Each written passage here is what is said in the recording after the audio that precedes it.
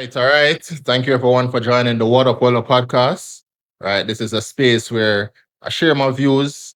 Oftentimes I'll bring on some friends so we can talk about different topics like music, pop culture, entertainment, and all those things.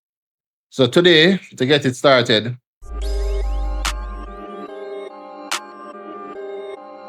DJ, who is my producer, threw a question at me. He's like, a lot of times people talk about being a father, but what does it really mean to be a father? Well, clearly, I'm only one father in the whole world. There are several fathers, right? So I can't speak for every father, but I speak from the perspective that I know best and just kind of give my take on what it means to be a father. Now, first of all, there are several types of fathers. There are fathers who are in wedlock, like myself. It comes with a different set of expectation, different set of responsibility when you're a father that is in wedlock. There are some fathers who are outside of wedlock. So they have maybe an arrangement where it is that they're together still with the person, or they're not together, but they try and make it work and do what's best for the children. Then you have single parents, single parent fathers. Those are, self-explanatory. The fathers who don't have that support system, so to speak, it's like they're on their own, raising that child or the children, and they just try to do the best that they can. And then you have the persons who have lost their spouse in death, and they still continue to hold on for it and to be the best they can be. What I can say about being a father, though, is that it's a crazy ride. It's one that is filled with laughter, love, trials and tribulations, and because of that, it is often a learning process. So the first thing I would say off the bat is that nobody is a perfect father. Being a father is very hard work, right? But if it is that you want to be successful at it, what I find is that I need to be present. And being present doesn't mean that you're going to be there all the time. You know what I mean? You're not going to be there for every single milestone of the child's life. You're not going to be there for every time that the child does something great or something bad. But what it means is putting out that effort.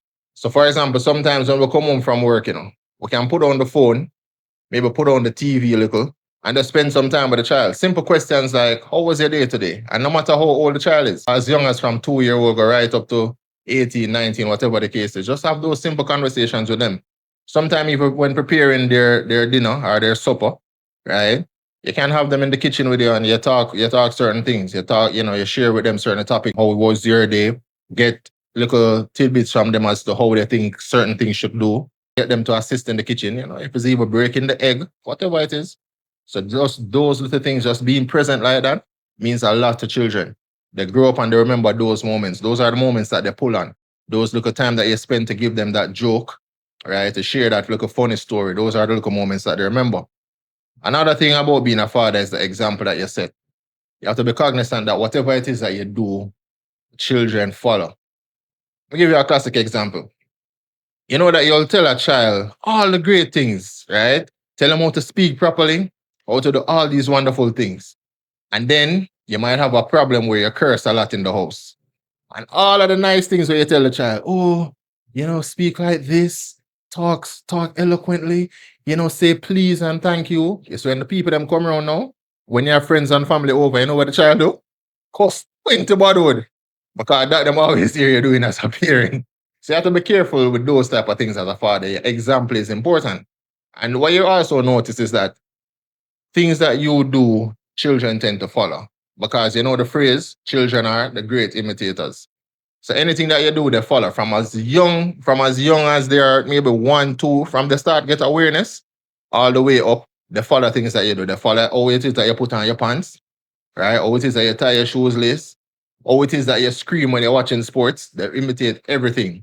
So that means that the example that you set, if it is that you want your children to come out, whether it is that you have boys or girls or you have both, and you want them to come out a certain way, as a father, you have to lead by that example, right?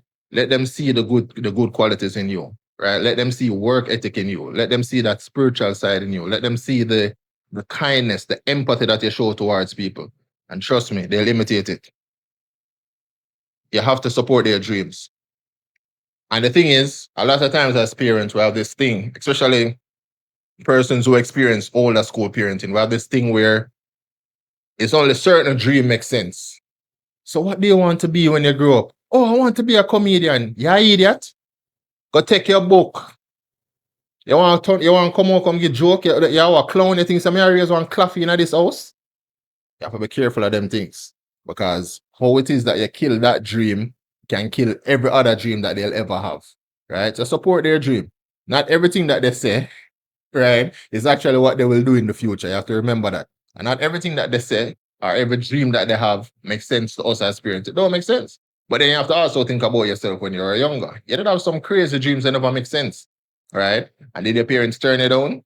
Maybe. Whether they did or not, use this as an opportunity to remedy things and set that, basically wipe the slate clean and then step back that new path. So support the kids' dream. If it is that them like play football, buy the gears to them. If it is that them like robotics and them like pulling and mixing and matching parts, buy that toy for them. Enroll them in these robotic programs so that them can propel themselves. The last thing you want to hear, trust me, is when them grow up and them say, I always wanted to do this, but daddy never allowed me to.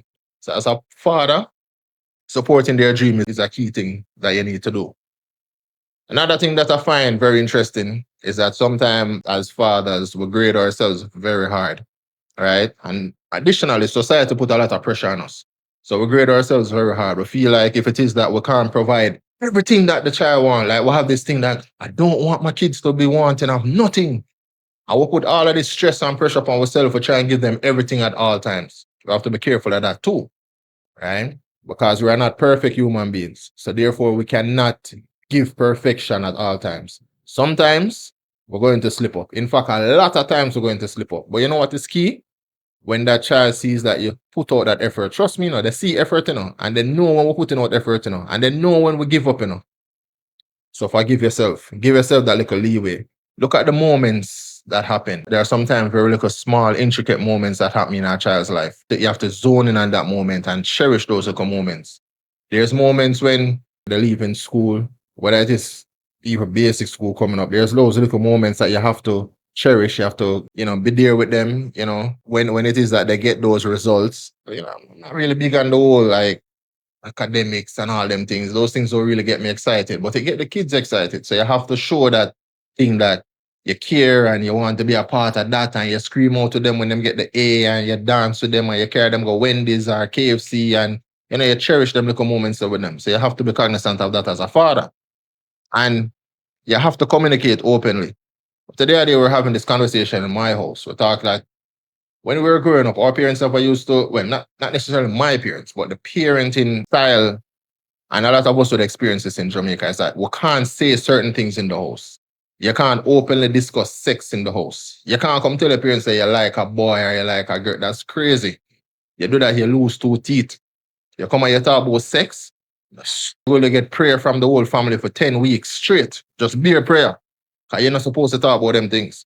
Don't have that type of household. Don't foster that type of household as a father. Foster a household where persons can openly express themselves. And sometimes, them are going to say some things to shock you, And sometimes them are going to say some things where you feel like you want to send back 2 of them teeth down them throat as a father. So don't feel like this open household and open communication is something nice and easy all the times. But the thing why you have to do it is because you want to raise kids that know that expressing themselves is key, and they always feel free to express themselves no matter what. Because you want to foster that thing where they speak up, right? And they are proud to be whoever it is that they are, and they're proud to let their voice be heard and to stand out in the crowd. Another thing you have to do is be patient with them. I learned this personally because I have a few children, right? I have 3 children, and each of them is different, right? So, and you see this especially when you're teaching certain things. So if it's academics, you realize that, the bigger one, and I won't call the names, but the bigger one, she was quick with the books, quick with the academics like that. So you don't have to, you never have to spend a lot of time getting her to understand or grasp concepts, especially when it comes to academics. But now you realize that the younger one is not as quick with certain things. So you have to spend certain time. You have to be slower with him while you speak to him and all of that. And then even the baby, very independent. They tried everything by himself. So you realize that all the children are, they have different personalities, and you have to be patient with them and give them their own space so that they can grow into the person that they are and to develop their own personality and their own identity. This is a big one for me. As Jamaican men, we don't believe in showing affection, especially to our boy children. Like, we're cool if we have a daughter, we'll hug her, we'll tell her all the sweet things. But if we have boy children, no, man for tough, man for rough. You understand me? We don't believe in showing affection. You have to show affection to the kids. If they don't hear I love you from the parents, especially the father, if they don't get that sense of belonging from the father, that sense of daddy being proud of them, it can really affect them psychologically going forward. So you have to bear that in mind that as a father, the psychological and the emotional makeup of your child really depends on you. People think that is the mommy because the mommy are the nurturers. But no, it's really the father that balances out that psychological and that emotional growth of the children moving forward. And think about it. A lot of time you hear people talk about women that are having what? Daddy issues, right? Or they talk about men who don't know how to show their wives love, or they don't know how to show love and all these things. You know why? Because they never get that intel from their father coming up as to how to they show love and show growth and all of them type of things. So you have to think about this. And another thing about being a father is just being involved, right? Being involved. Don't be the father that is like believe that, oh, I can just throw some money at it. 'Cause a lot of us, we feel like once we work and we bring in the money, that's good enough. No, man, be involved, man. Talk to them. What I'm watching today. Set recreational activities for them. Plan vacation for the family, right? Go out and play with them sometime. Kick two ball, right? Laugh loud and make a bag of noise in the house with them sometime, right? Because these are the things that they're going to cherish moving forward. I remember I listened to a song. I listen to crazy rap songs, as people know. I listen to crazy songs. But there's a song by Mobb Deep called Quiet Storm. And in that song, I just want to quote what Prodigy say. Him say him want to reach a stage in life that he can grand open some gates, invest in the right business, do things for the kids, the little duns, build a jungle gym behind the crib so they can enjoy youth. These words are deep.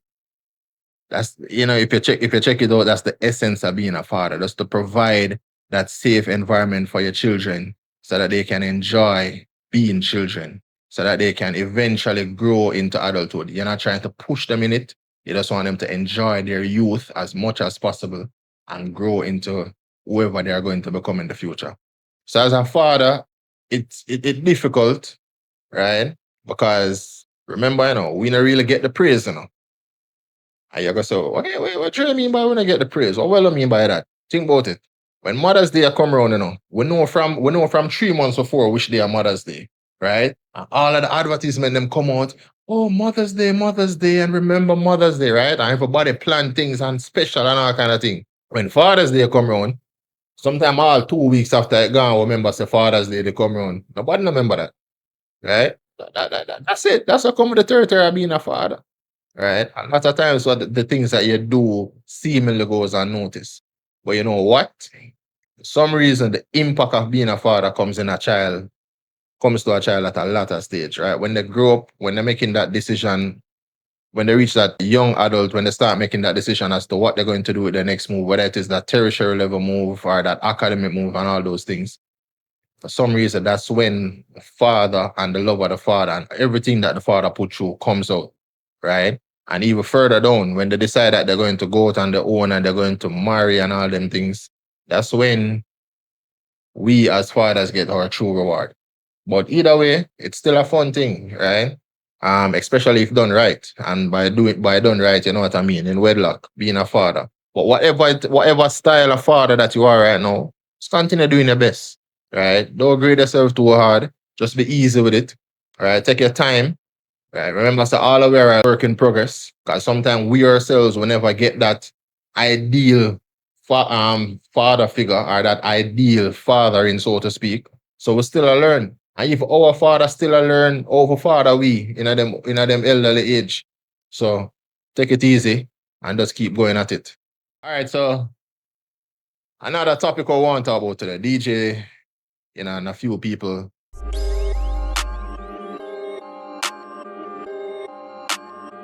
talking about music. Is R&B music dead? Right? I don't think R&B music is dead. But what I feel is that And why I said R&B music is not dead. You have several people know that doing R&B. You have SZA, you have The Weeknd, you have all these people who still do R&B music and does great R&B music. But what I feel is dead is that there's no more real love songs anymore. You know what I mean? And when we talk about love songs, everybody know what we're talking about. That song that when you hear it, you just feel something in your belly. You understand me? You think I'm hungry, but I'm not hungry now. I just something start coming in your belly, and you know whether you have somebody where you like, or if you don't like somebody, that song that make you feel like say you're in love. You take up your pillow and you start rock away and you start dance and all kind of things. We don't really have them music.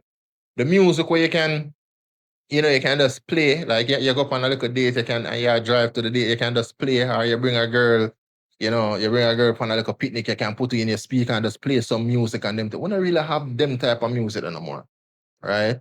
And even if we do, it's one and far apart. We hardly get them.